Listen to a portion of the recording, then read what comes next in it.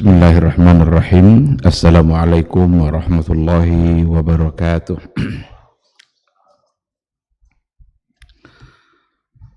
Innal hamdalillah nahmaduhu wa nasta'inuhu wa nastaghfiruh wa na'udzu billahi min shururi anfusina wa min sayyiati a'malina. May yahdihillahu fala mudhillalah wa may yudlilhu falan tajida lahu waliyyan mursyida. Asyhadu an la ilaha illallah wahdahu la syarikalah wa asyhadu anna Muhammadan abduhu wa rasuluh la nabiyya wa la rasula ba'da. Ikhwati fillah, ma'asyaral hadirin wal hadirat, Bapak-bapak, ibu-ibu yang dimuliakan Allah, mari kita kembali bersyukur kepada Allah Subhanahu wa taala. Alhamdulillah, pada pagi yang penuh berkah ini kita kembali dimudahkan oleh Allah Subhanahu wa taala untuk melaksanakan kewajiban-kewajiban agama kita. Kita masih sehat dan kita masih memiliki semangat iman. Nikmat iman dan nikmat sehat itulah yang membuat kita bisa hadir di rumah Allah yang mulia ini pada pagi hari ini. Mudah-mudahan apapun yang kita dapatkan dari Allah Subhanahu wa taala, jangan sampai nikmat yang diberikan oleh Allah itu kita gunakan untuk menambah jumlah dosa. Banyak orang yang diberikan nikmat sehat, tetapi nikmat sehat itu habis untuk menambah jumlah dosa. Banyak orang yang diberikan berbagai macam bentuk kebaikan-kebaikan oleh Allah Subhanahu wa taala, tapi terkadang sayang sekali hanya digunakan untuk bermaksiat. Mudah-mudahan kita semua adalah hamba-hamba Allah yang bersyukur. Orang yang bersyukur itu adalah orang-orang yang menggunakan semua nikmat Allah untuk mendekatkan diri kepada yang memberikan nikmat. Sama-sama kita juga harus memperbanyak salawat dan salam untuk Rasulullah sallallahu alaihi wasallam. Allahumma salli ala Muhammad wa ala ali Muhammad. Mudah-mudahan kita adalah umat beliau yang senantiasa bangga untuk berada di atas sunnahnya. Mudah-mudahan kita semua adalah termasuk ke dalam kelompok orang-orang yang selalu berupaya untuk berada istiqamah di atas jalan yang telah beliau ajarkan sampai akhir hayat nanti. Kita berharap mudah-mudahan semua itu bisa menjadi bukti nyata bahwa kita adalah mencintainya, dan mudah-mudahan cinta kita kepada beliau membuat kita bisa selamat di hari mahsyar. Ikhwati fillah, ma'asyaral hadirin wal hadirat, rahimani Allahu wa iyyakum. Kembali pada pagi hari ini kita akan melanjutkan kajian Al-Usulus Salasah,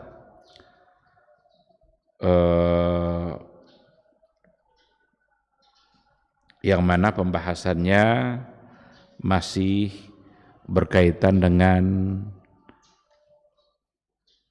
al-imanu billah, beriman kepada Allah Subhanahu wa ta'ala. Ini adalah sesuatu yang paling asasi dalam kehidupan kita. Kalau kesempurnaan iman kepada Allah sudah kita miliki, atau iman kita kepada Allah itu sudah benar-benar kita pahami secara baik, maka itu insya Allah membuat kita mudah untuk memahami perkara-perkara iman yang lainnya. Kita katakan dulu bahwa pada saat kita mengakui beriman kepada Allah Subhanahu wa ta'ala, maka di dalam pengakuan iman kepada Allah itu ada pengakuan terhadap 4 perkara.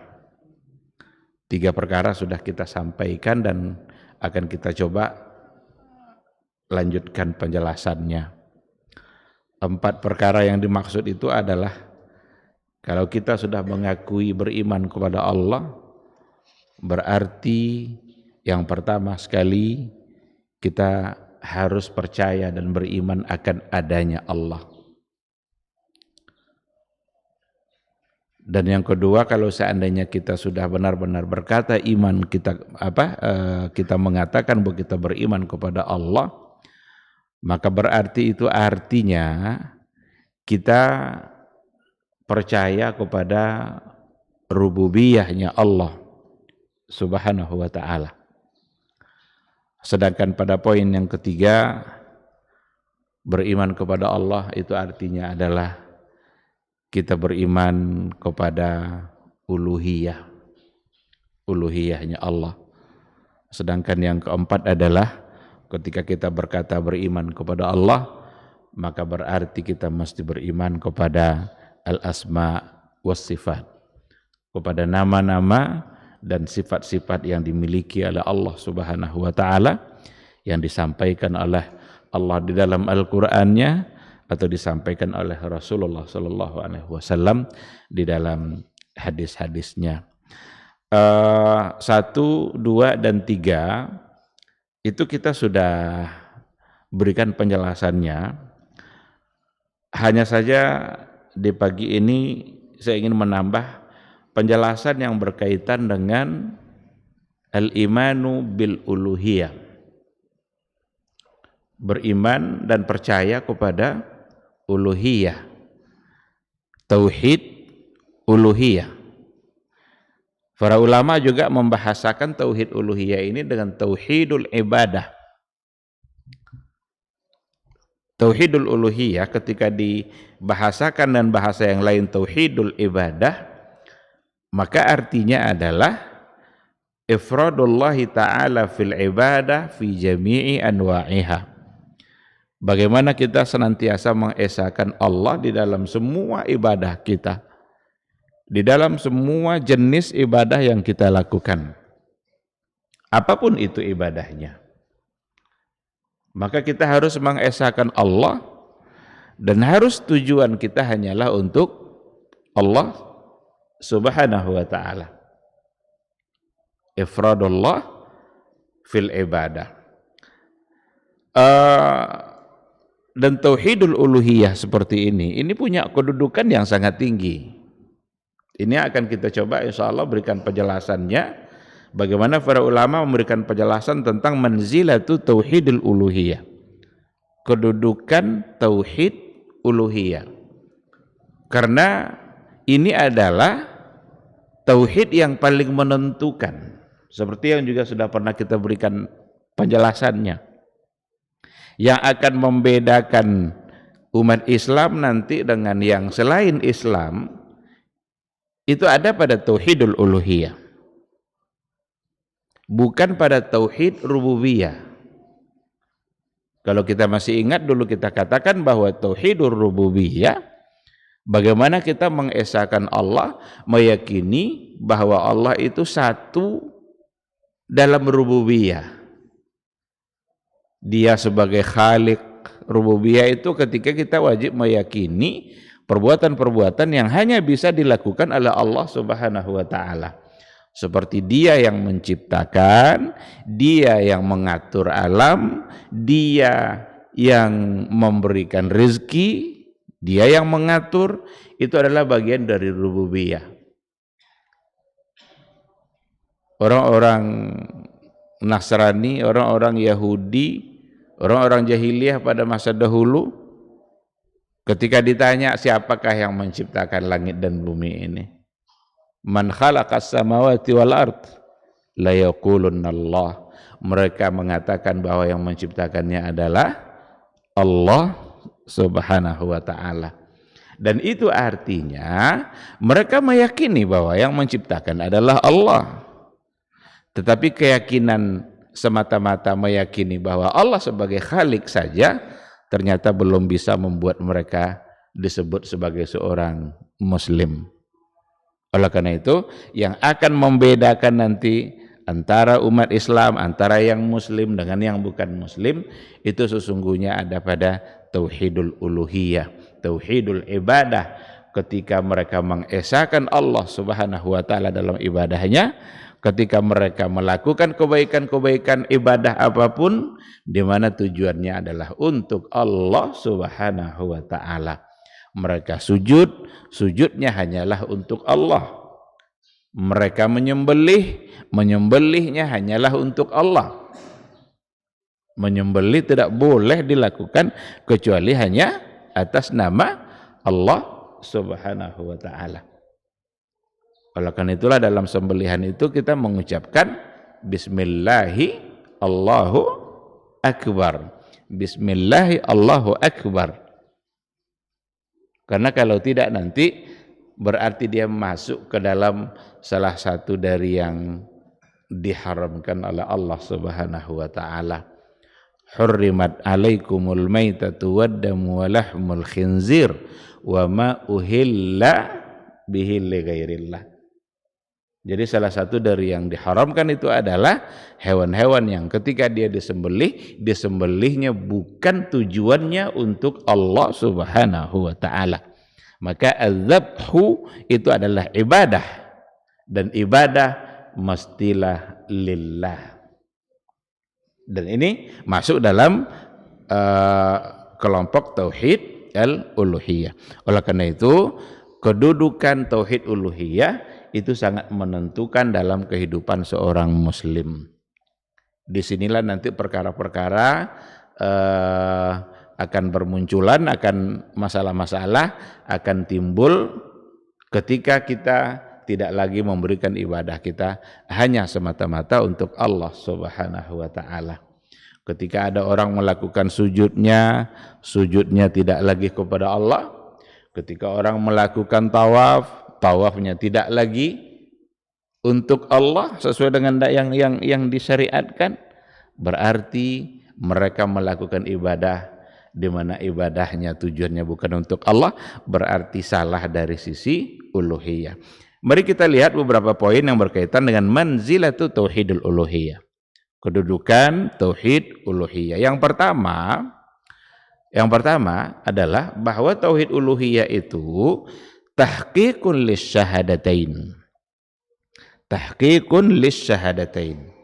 Tauhidul uluhiyah itu tauhid yang akan mewujudkan makna syahadatain. Ketika kita bersyahadat mengucapkan asyhadu alla ilaha illallah, itu sebuah persaksian untuk uluhiyah. Asyhadu alla ilaha illallah. Ikrar, pernyataan, kesaksian kita. Bahwa kita bersaksi, kita meyakini bahwa sesungguhnya la ilaha illallah. Ini uluhiyah.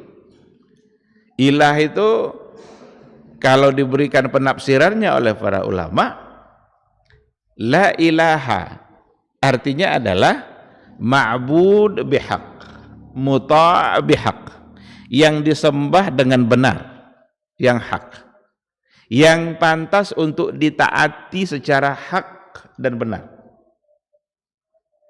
Karena ilah itu sesuatu yang disembah itu banyak, tapi yang hak, yang benar hanya satu.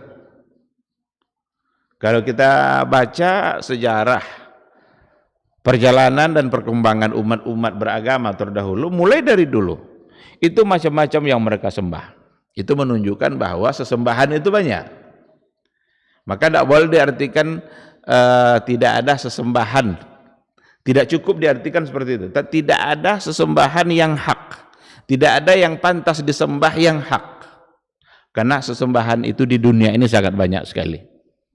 Ada orang yang menyembah matahari, itu ilah juga bagi mereka. Ada orang yang menyembah bulan, itu bagi mereka ilah juga. Sesembahan juga itu. Ada orang-orang yang menyembah patung, bagi mereka itu ilah juga, tapi itu tidak hak. Yang hak itu satu. Maka la ma'buda bihaqqin illallah. Tidak ada di dunia ini yang pantas untuk disembah al-haq secara benar kecuali hanya Allah Subhanahu wa taala. Dan ini sebenarnya adalah tahqiq asy-syahadatain Karena syahadat kita, penggalan pertama dari syahadat kita itu ada pada persoalan uluhiyah. Ketika kita mengakui bahwa sesungguhnya tidak ada yang pantas untuk disembah kecuali hanya Allah saja, berarti uluhiyah ada di situ. Maka kita tidak boleh menyembah apapun kecuali hanya Allah Subhanahu wa taala. Kita tidak boleh memberikan ketaatan apapun kecuali hanya untuk Allah Subhanahu wa taala. Semua bentuk ketaatan kita itu haruslah sesuatu yang sejalan dengan apa yang diperintahkan oleh Allah Subhanahu wa taala. Lalu bagaimana dengan perintah-perintah taat untuk makhluk? Istri diperintahkan untuk taat kepada suami. Anak diperintahkan untuk taat kepada orang tua. Rakyat diperintahkan untuk taat kepada pemimpin. Bukankah itu bentuk-bentuk dari ketaatan kepada selain Allah? Ketika kita memberikan ketaatan kita, atau ketika kita mentaati sesuatu selain Allah, maka mestilah ketaatan itu sejalan dengan apa yang dalam lingkaran ketaatan kita kepada Allah Subhanahu wa taala. Oleh karena itu, seorang istri wajib mentaati suaminya dalam ketaatan kepada Allah. Seorang anak wajib mentaati orang tuanya dalam perkara ketaatannya kepada Allah, untuk sesuatu yang mendukung ketaatan dia kepada Allah Subhanahu wa taala. Kalau seandainya ada perintah-perintah dari seorang ayah atau dari seorang suami kepada istrinya untuk hal-hal yang bermaksiat kepada Allah, apakah seorang istri wajib mentaatinya? Jawabannya tidak. Karena tidak lagi dalam koridor, tidak lagi dalam bingkai ketaatan kepada Allah Subhanahu wa taala. Oleh karena itu dalam hadis dikatakan oleh Rasul kita, la ta'ata li makhluqin fi ma'siyatil khaliq. Tidak ada bentuk ketaatan apapun kepada makhluk fi ma'siyatil khaliq kalau tujuannya adalah untuk mendurhakai atau untuk bermaksiat kepada al-khaliq. Ikhwati fillah, jadi kedudukan yang pertama adalah bahwa tauhid uluhiyah itu adalah untuk mewujudkan syahadat kita. Untuk mewujudkan ungkapan la ilaha illallah, itu ada pada tauhid uluhiyah. Oleh karena itu, jangan kita pernah melakukan ibadah-ibadah di mana di dalamnya ada unsur kesyirikan, karena kesyirikan itu akan menodai nilai-nilai atau makna-makna uluhiyah itu sendiri. Seperti perbuatan-perbuatan syirik yang terjadi pada banyak orang dan mereka tidak menyadari kalau itu adalah sebagai sebuah kesyirikan. Meminta perlindungan kepada selain Allah, meminta keselamatan kepada selain Allah, padahal itu adalah doa, dan doa itu hanyalah pantas untuk kita pohonkan kepada Allah Subhanahu wa taala. Doa mukhul ibadah. Itu hadis Nabi. Doa itu adalah mukhul ibadah.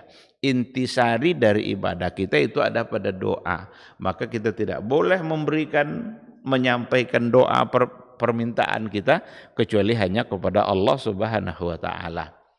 Ketika kita minta keselamatan kepada selain Allah, ketika kita mengharapkan kebaikan-kebaikan, keselamatan kehidupan kita kepada tangkal-tangkal atau jimat-jimat atau mantra-mantra dan lain sebagainya, itu semua adalah bagian dari kesyirikan. Innar ruqa wat tamaim, itu mantra-mantra, tangkal-tangkal, kata Rasul apa? Syirkun. Itu adalah bagian dari kesyirikan, dan kesyirikan itu adalah perbuatan zalim yang paling besar. Inna syirka la zulmun azim. Sesungguhnya syirik itu adalah kezaliman yang sangat besar. Kemaksiatan yang paling dimurkai oleh Allah Subhanahu wa taala itu adalah kemurkaan yang apa namanya? Kemaksiatan yang dalam bentuk syirik. Karena menduakan Allah Subhanahu wa taala. Kita meminta sesuatu kepada orang lain yang mereka tidak akan bisa memberikannya. Meminta sesuatu padahal dia tidak bisa memberikannya. Karena hanya bisa diberikan oleh Allah Subhanahu wa taala. Apa yang akan bisa diberikan oleh mantra-mantra yang harus kita tempelkan barangkali? Kalau ada orang buka usaha supaya usahanya itu laris, nanti dicari jimat-jimat pelaris. Nanti digantungkan tangkal atau jimat itu di sudut mana, di bagian warungnya, kedainya, dengan harapan bahwa itulah cara untuk mendapatkan rezeki dan untuk mendapatkan kelancaran dari apa yang dia usahakan. Perbuatan seperti itu adalah perbuatan-perbuatan yang sudah menyimpang, karena hanya Allah yang bisa melariskan dagangan kita, hanya Allah yang menentukan takdir kita dalam persoalan itu. Oleh karena itu kita hanya bisa meminta kepada Allah Subhanahu wa taala. Iyyaka na'bud wa iyyaka nasta'in. Hanya Engkau yang saya sembah ya Allah, dan hanya Engkau tempat kami bergantung, tempat kami meminta. Berarti tidak ada tempat meminta selain daripada Allah Subhanahu wa taala. Kita kalau seandainya kita baca sejarah para ulama terdahulu, mereka melakukan sesuatu yang terkadang sebenarnya biasa-biasa saja, tapi untuk kehati-hatian mereka dalam persoalan ini, mereka benar-benar menjaga sebaik mungkin agar tidak terjebak kepada kesalahan. Ada di antara ulama pada masa dahulu, ketika dia di atas ontanya atau di atas kudanya, lalu lepas atau jatuh tongkatnya. Dia tidak mau meminta diambilkan tongkat itu kepada orang lain, tapi dia turun untuk mengambilnya hanya karena takut terjebak kepada kesalahan. Hanya Engkau tempat kami meminta. Coba bayangkan. Kan iyyaka na'bud wa iyyaka nasta'in. Hanya Engkau tempat kami minta tolong. Jadi dia minta tolong ambilkan tongkat itu saja, dia tidak mau. Kenapa tidak mau? Takut tersalah nanti dan kena oleh ayat ini. Padahal kan biasa-biasa saja sebenarnya. Tapi begitulah mereka menjaga agar tidak terjatuh kepada kesalahan. Jadi kalau hal-hal yang seperti itu saja mereka jaga, apalagi untuk hal-hal yang lebih besar daripada itu. Dan itu tercatat dalam buku-buku sejarah para ulama, bagaimana mereka menjaga diri mereka agar tidak terjebak kepada satu kesalahan meskipun kecil, atau bahkan mungkin itu tidak salah. Tetapi bagi mereka ada kekhawatiran jangan-jangan itu ternyata adalah bagian dari penyimpangan dari apa yang ada pada ayat itu. Seperti juga Imam Ahmad, kalau seandainya dia menderita sakit, dia sangat menghindarkan dirinya untuk mengucapkan atau mengatakan, kita kan kalau sakit, kalau apa kan aduh gitu. Sering kita mengucapkan itu. Imam Ahmad paling menjaga dirinya untuk tidak terucap oleh dia kata seperti itu. Kenapa? Karena dia khawatir ungkapan seperti itu jangan-jangan bagian dari ketidaksabaran dia dalam menghadapi musibah yang tadi itu. Padahal mungkin bagi kita kan biasa-biasa saja. Dia khawatir jangan-jangan itu bagian dari keluhan-keluhan yang jangan-jangan itu salah. Dan itu semua adalah gambaran dari kehati-hatian mereka untuk menjaga diri dari sekecil apapun dari hal-hal yang tidak baik. Karena kalau sudah terjatuh diri kita kepada hal-hal yang tidak baik meskipun kecil, itu khawatir nanti akan terjatuh lagi kepada yang lebih besar. Ikhwati fillah, jadi manzilah yang pertama, kedudukan yang pertama dari tauhid uluhiyah itu adalah tahqiq lisyahadatain, untuk mewujudkan syahadat yang memang sudah kita ucapkan. Yang kedua, kedudukan dari tauhid uluhiyah adalah tahqiqul ghayah min khalqil insan, untuk mewujudkan tujuan dari diciptakan manusia itu sendiri. Kita ini diciptakan untuk uluhiyah sebenarnya, untuk menerapkan tauhid uluhiyah itu.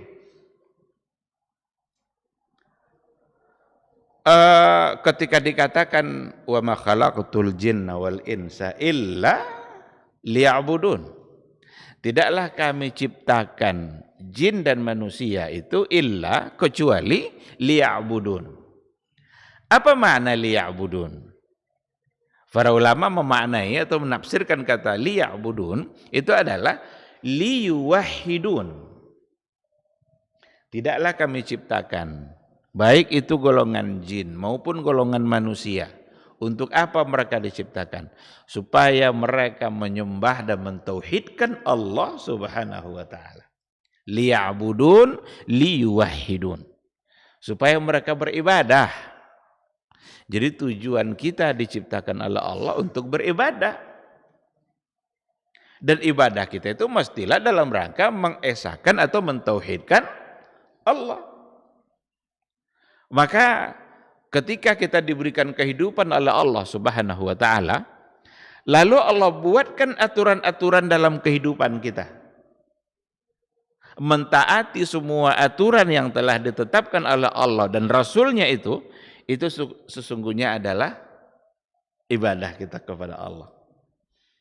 Allah tetapkan tujuan-tujuan untuk makhluk yang Dia ciptakan, yang semuanya nanti berujung pada liwahidun, liya'budun, untuk menyembah Allah. Kita sebagai manusia, kita menyembah Allah Subhanahu wa taala secara tau'an. Kita berikan ketaatan kita itu secara pilihan kita, ikhtiar. Allah berikan kita akal, Allah berikan kita hati, lalu akal kita bisa memahami mana yang baik, mana yang buruk. Dibuat aturan oleh Allah dalam kehidupan kita. Ini yang halal, ini yang haram. Ini perintah untuk kemudian kalian kerjakan, ini larangan untuk kemudian kalian tinggalkan. Manusia ada pada bingkai ketaatan secara tawaan yang tadi itu. Tetapi ada di antara makhluk-makhluk Allah, ketaatan mereka kepada Allah, kepada Rabb-Nya, itu bukan ikhtiyariyah, tetapi karhan, terpaksa. Mereka dipaksa melakukan itu. Itulah ibadahnya. Dan tidak bisa menolak. Matahari terbit di sebelah timur, itu ibadahnya. Terus tiap hari terbit. Datang malam, tenggelam mataharinya. Besok pagi muncul lagi sebelah timur. Satu saat nanti ketika Allah memerintahkan dia terbit di barat, maka matahari akan terbit di barat. Dan itu tanda-tanda besar untuk hari kiamat. Kalau seandainya matahari sudah terbit di barat, maka berarti tanda-tanda besar akan terjadi hari kiamat, dan itu menandakan bahwa pintu taubat sudah tertutup. Itulah ibadah dia. Hewan kurban diciptakan oleh Allah. Ibadahnya apa? Disembelih. Dan dia tidak bisa menolak. Kalau seandainya boleh menolak, mungkin hewan itu tidak ada yang mau disembelih. Maka ketika kita menyembelih hewan, kita tidak sedang menyiksa dia. Maka diaturlah cara sembelihan itu oleh Rasul kita. Begini cara sembelihan yang baik. Karena itulah ibadah bagi hewan kurban. Ketika ada tumbuh-tumbuhan, apa yang ditanam lalu menjadi tumbuh, apa yang tumbuh lalu menjadi berbuah lalu kita bisa makan. Dipetiklah buah itu ibadahnya. Kita tidak sedang menyiksa pohon itu ketika kita menggunting-gunting buah saat panen itu. Tapi ketika ada aturan-aturan yang diatur oleh agama kita, pohon-pohon yang ada di Mekah jangan dipotong. Berarti memotongnya adalah sebagai satu kemaksiatan. Itu semua aturan. Aturan Allah untuk alam secara keseluruhan. Termasuk kita manusia. Karena kita manusia ini adalah bagian dari alam. Bukankah alhamdulillahi rabbil alamin. Rabb alamin. Kita ini bagian dari alamin. Dan alamin itu bukan hanya manusia. Makhluk Allah bukan hanya manusia. Wa ma khalaqtul jinna wal insa illa liya'budun. Mereka diciptakan untuk menyembah Allah dan untuk mentauhidkan Allah. Tentu saja kita sebagai manusia akan ada pertanggungjawabannya nanti di hadapan Allah. Kita sebagai manusia akan ada pertanggungjawabannya nanti di hadapan Allah Subhanahu wa taala. Apa yang sudah kita laksanakan ketika kita diciptakan untuk liya'budun, untuk menyembah Allah, untuk mentauhidkan Allah. Sudahkah kita tauhidkan Rabb kita dalam ibadah kita? Sudahkah kita sembah Rabb kita secara benar? Karena memang itu tujuan dari kita diciptakan oleh Allah Subhanahu wa taala. Makanya hal-hal yang dalam kehidupan keseharian kita yang kita lakukan itu sesungguhnya adalah akan bisa mengandung nilai ibadah dan akan bisa mendapatkan pahala dan kebaikan dari Allah Subhanahu wa taala. Ada dalam ayat juga wa ma umiru illa liya'budullaha mukhlishina lahuddin. Wa ma umiru, tidaklah mereka diperintahkan kecuali untuk beribadah kepada Allah. Mukhlishina lahuddin, ikhlas dalam beribadah. Ketika dikatakan tidaklah mereka diperintahkan, maka setiap kali ada perintah yang ditujukan kepada manusia, di dalam perintah itu berarti ada ibadah. Ketika diperintahkan kita untuk memakan yang halal, maka ketika kita makan yang halal itu berarti kita sedang beribadah. Sebab pada saat kita memakan hal-hal yang diharamkan oleh Allah, berarti kita bermaksiat kepada Allah Subhanahu wa taala. Ketika Allah memerintahkan kita untuk sujud hanya kepada Dia, kening kita saat sujud berarti kening kita sedang beribadah. Sebab kalau seandainya kening kita sudah tidak lagi sujud, berarti dia sedang bermaksiat kepada Allah Subhanahu wa taala. Ketika Rasul kita memerintahkan kita untuk hadir ke masjid, maka datanglah kita menuju rumah Allah. Langkah kita menuju rumah Allah itu sesungguhnya adalah ibadah, dan semua itu akan dinilai dengan akan diberikan balasan-balasannya sesuai dengan apa yang sudah ditetapkan oleh Allah dan oleh Rasulullah sallallahu alaihi wasallam.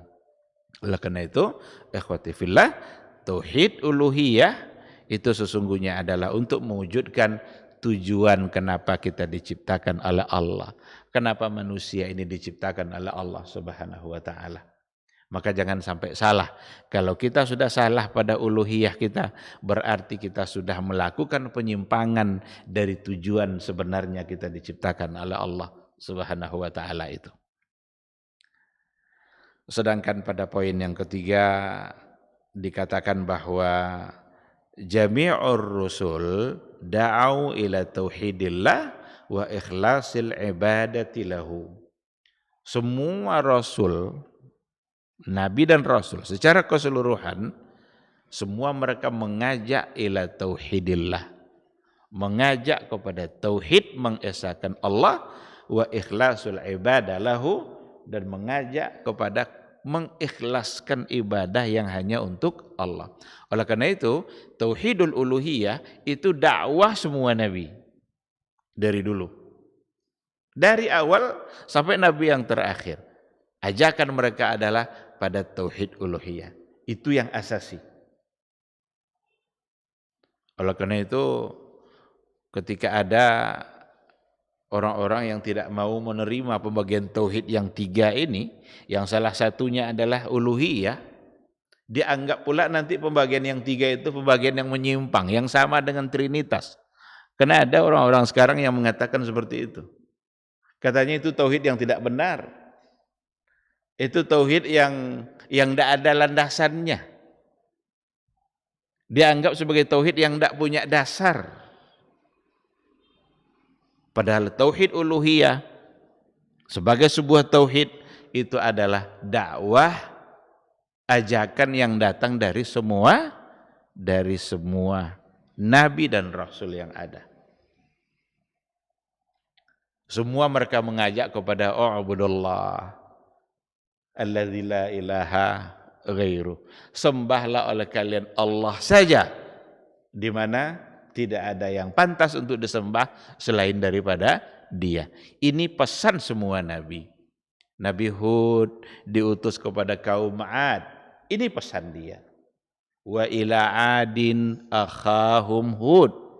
Kepada kaum 'Ad Allah utus saudara mereka Hud. Pesannya apa? U'budullah. Kepada kaum Tsamud Allah utus nabi. Berbagai macam bentuk kabilah-kabilah yang ada pada masa dahulu, ada nabinya yang diutus oleh Allah. Dan pesan mereka sama, U'budullah. Sembahlah Allah, di mana la ilaha ghairu. Tidak ada ilah yang pantas disembah selain daripada Dia. Nah, jadi pada poin yang ketiga, nampak oleh kita kedudukannya tauhid uluhiyah, karena itu menjadi bagian dari dakwah, bagian terpenting dari dakwah semua rasul, yang tentu saja termasuk Rasulullah sallallahu alaihi wasallam, yang bukan hanya diutus untuk satu kaum saja, tapi diutus untuk semua umat yang ada. Kalaulah nabi-nabi yang terdahulu hanya untuk kaumnya saja, tapi Nabi Muhammad diutus untuk semua umat yang ada. Bahkan Nabi pun mengatakan, seandainya Nabi Musa masih hidup, maka dia akan ikut saya. Berarti umat Nabi Musa kalau ada yang masih hidup harus mengikuti apa yang disampaikan oleh Rasulullah sallallahu alaihi wasallam. Pada poin yang berikutnya, yang menunjukkan tingginya kedudukan tauhidul uluhiyah itu adalah bahwa tauhidul uluhiyah sababun lidukhulil jannah wan najati minan nar. Itu adalah sebagai sebab yang membuat kita bisa masuk surga dan yang membuat kita bisa selamat dari nerakanya Allah Subhanahu wa taala. Jadi yang akan membuat kita selamat dari neraka Allah, yang membuat kita masuk surga, itu uluhiyah. Keyakinan kita pada uluhiyahnya Allah. Bukan semata-mata pada rububiyah. Kalau semata-mata pada rububiyah, maka orang-orang jahiliyah dulu akan selamat dari nerakanya Allah. Maka petinggi-petinggi Quraisy dulu yang tidak mau mengucapkan la ilaha illallah, tapi mereka percaya kalau Allah sebagai Khaliq. Percaya mereka pada rububiyah. Rububiyah belum menyelamatkan kita dari neraka Allah. Rububiyah belum menyelamatkan kita dari ancaman-ancaman. Belum bisa memasukkan kita kepada surga. Karena orang-orang jahiliyah dulu, sekali lagi, kalau ditanya siapa Allah, siapa yang pencipta mereka, mereka jawab Allah. Dan itu rububiyah. Mereka tahu kalau yang memberi rezeki itu juga adalah Allah. Cuma pada uluhiyah mereka yang bermasalah. Oleh karena itu sababun lidukhulil jannah. Sebab kita bisa masuk surga itu adalah uluhiyah. Maka jangan sekali-kali kita menyimpang dan tersalah pada uluhiyah. Maka dalam sebuah hadis dikatakan oleh Rasulullah sallallahu alaihi wasallam, "Man mata la yusyriku billah dakhalal jannah." Man mata, barang siapa yang mati, barang siapa yang wafat, la yusyriku billah, dia tidak berbuat syirik kepada Allah, dakhalal jannah, dia pasti masuk surga. Berarti yang tidak syirik masuk surga. Yang syirik tentu lawannya masuk neraka. Dalam Al-Quran juga allazina amanu walam yalbisu imanahum bizulmin ulaika lahumul amnu wahum muhtadun. Orang-orang yang beriman dan mereka tidak mencampuri imannya itu dengan kezaliman. Kezaliman di situ artinya adalah syirik. Ulaika lahumul amnu, orang-orang seperti itulah yang akan selamat, aman, tenang di mahsyar kelak, dan mereka adalah orang-orang yang mendapatkan petunjuk. Ikhwati fillah, ini beberapa poin sekira yang berkaitan dengan manzilah, kedudukan dari tauhid uluhiyah sebagai tambahan dari penjelasan yang dulu sudah pernah kita sampaikan terkait dengan al-iman bil uluhiyah. Sekira mungkin itu ya. Nanti kita sambung dengan pada poin yang keempat, yaitu al-asma was sifat, yang juga harus kita imani untuk Allah Subhanahu wa taala. Terima kasih. Ini mungkin kalau seandainya ada yang perlu untuk didiskusikan, dipersilakan.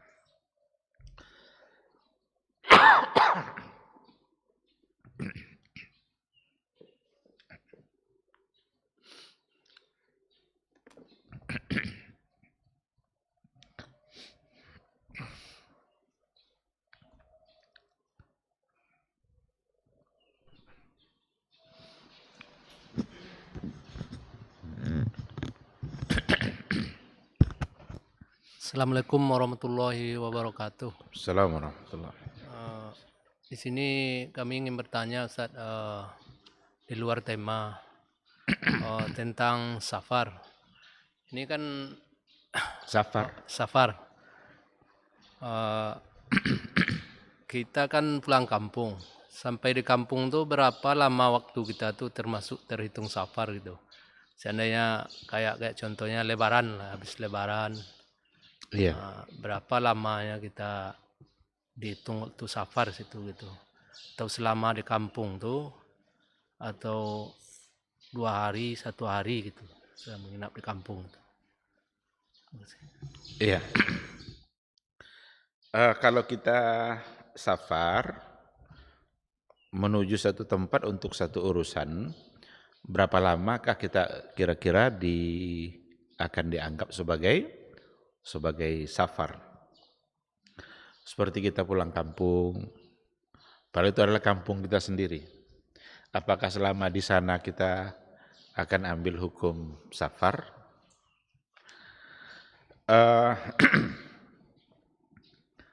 Saya ingin bawa dulu kepada fakta sejarah yang terjadi pada Rasulullah SAW dan juga para sahabat yang lain. Rasulullah SAW ketika menuju satu tempat dari kota Madinah, menuju satu tempat berarti dia safar. Nabi pernah mengqashar salat di tempat yang dia tuju itu selama 16 hari. 16 hari. Berarti 16 hari kalau dia qashar berarti dia dianggap safar. Umar bin Al-Khattab juga ketika melakukan satu perjalanan untuk satu urusan, dalam catatan sejarah dikatakan beliau pernah mengqashar selama 19 hari. Tapi hanya qashar saja, tidak dijama'. Oleh karena itu kalau kita lihat seperti itu, berarti tidak diberikan batasan selagi dia berada di dalam urusannya. Umpama kita ke Jakarta untuk satu urusan, dan memang nanti kita akan mondar-mandir terus dengan urusan kita itu. Seminggu umpamanya. Apakah seminggu itu kita dihukumkan sebagai safar atau tidak? Kalau kita tengok yang tadi itu, Umar bin Al-Khattab yang pernah mengqashar 19 hari, berarti lebih dari seminggu. Rasul mengqashar selama 16 hari. Nah, dari fakta sejarah itu berarti tidak ada batasnya. Tapi kalau seandainya kita pergi pulang kampung, nanti kita juga kalau umpamanya akan ikut sholat berjamaah, ya buat apa juga kita ambil hukum safar itu. Masa nanti kalau kita ikut berjamaah, kita pergi ke tempat di mana orang bisa sholat di situ, mereka sholat sempurna, kita masa cuma 2, ya otomatis kita akan ikut mereka. Dan dalam hal ini berarti tidak diperlukan kita untuk mengqashar karena kita sudah ikut dengan sholat orang-orang yang ada di situ. Dan dalam riwayat tadi itu Nabi hanya mengqashar tapi tidak menjamak. Hanya mengqashar saja tapi tidak menjamak. Oleh karena itu secara hukum asalnya sebenarnya kalau seandainya kita punya satu urusan, safar kita ke satu wilayah untuk satu urusan, selama kita di sana sebenarnya bisa disebut sebagai safar. Karena memang niat kita bukan untuk bermukim. Kecuali kalau kita menuju satu tempat tujuan kita untuk bermukim. Kalau sudah bermukim berarti diambil hukum orang bermukim, tidak lagi hukum safar. Tapi kalau tujuan tertentu yang kalau selesai kita pulang, maka selama di sana sebenarnya kita bisa disebut sebagai safar. Ada yang membagi-baginya, tapi saya tidak ingat rincian pembagian itu. Ada yang membatasinya sampai 3 hari. Kalau sudah lewat dari 3 hari nanti, maka akan dihukumkan sebagai orang yang bermukim. Wallahu alam apa alasan yang dijadikan. Tetapi ada memang yang memberikan batasan seperti itu. Oleh karena itu, seandainya memang kita bisa untuk mengerjakan sholat secara sempurna, karena kita juga berjamaah, maka kita diminta untuk mengikuti imam-imam yang kita ikuti. Coba umpamanya orang pergi umroh ke Mekah, safar enggak tuh? Masa sampai di sana mau jamak qashar? Ngapain juga kita juga ke Masjid Nabawi, nanti orang sholat kita sholat, ngapain di qashar-qashar? Justru kalau nanti dianggap safar lalu kemudian jamak qashar, berarti enggak ke Masjid Nabawi dia jadi nanti kan? Nah, cukuplah di hotel aja lah saya jamak qashar. Oleh karena itu walaupun statusnya disebut sebagai safar seperti itu, maka ketika keadaan memang dia mudah untuk mengerjakan sholat, ya tetap saja kerjakan sholat itu sesuai dengan keadaan yang dia ikuti. Tetapi secara hukum dulu Nabi pernah mengqashar 16 hari. Dipastikan itu berarti dia safar. Karena qashar memang hubungannya hanya dengan safar. Ya, kalau untuk satu urusan ya seperti yang dicontohkan tadi kan, ke Jakarta umpamanya atau ke Lampung atau kemana, dia akan berurusan terus. Silakan mau diambil hukum safar seperti itu. Karena diberikan keringanan hukum supaya dia terhindar dari kesulitan-kesulitan yang dia hadapi. Wallahu subhanahu wa ta'ala. Sholatnya kan kadang banyak tuh waktu subuh itu kan kunut terus tuh. Apa kita ikut imamnya terus atau bagaimana? Gitu? Yang sholat subuh apa? Waktu sholat subuh. Terus? Kan kalau rata-rata kan berkunut tuh. Jadi kita ikut terus atau gimana? Ya. Kalau seandainya umpamanya kita mampir di sebuah masjid, lalu kita ikut imam dalam sholat subuh, ternyata imamnya kunut di waktu subuh itu. Dengan niat mengikuti imam, boleh kita ikuti kunut itu. Karena ittiba'an lil imam. Tapi kalau umpamanya di satu tempat di mana kita berada di situ, kita bermukim di situ kita terus untuk mengerjakan sholat subuhnya. Padahal barangkali kita adalah termasuk orang yang tidak meyakini adanya kunut. Kalau untuk hukum seperti itu, berarti tidak diikuti tidak apa-apa. Tapi kalau yang sifatnya insidental, kondisional, kebetulan dia mampir di satu masjid dan itu ada kunut, boleh diikuti. Dengan niat mengikuti imam kita, ittiba'an lil imam. Wallahu a'lam.